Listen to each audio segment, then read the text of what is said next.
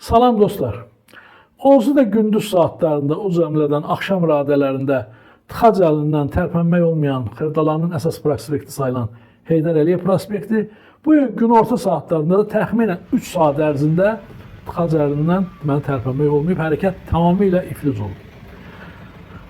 Axtarıb araşdıranda məlum olur ki, burada hansısa bir iş adamı günün günorta saat açılış eləyir öz obyektinin və təşkilatçılıq zəif olduğuna görə də bütün prospekt, o cümlədən qəsəbə demək olar ki, bu Xırdalan qəsəbəsi başdan ayağa deməli tıxac tərəfindən iflic vəziyyətinə gətirib çıxarılıb. Deməli diqqət edin. Kadrları sizə göstərəcəm. Deməli özəl mühafizə xidməti çağırılıb.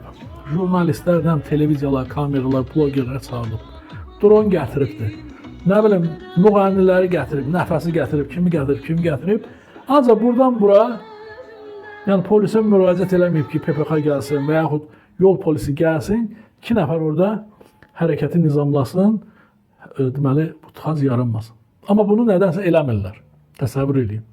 Bax, belələrdə indi niyə polis tutub inzibati məsuliyyətə cəlb eləmir, bunu cərimələndirmir? Bu obyekt yiyəsinə demək istəyirəm. Bu cür cəmaatın dırnaq arası xeyir duasını, alqışını alandan sonra sənin obyektin nə işləyir, sən orada nə xeyir görəcəksən?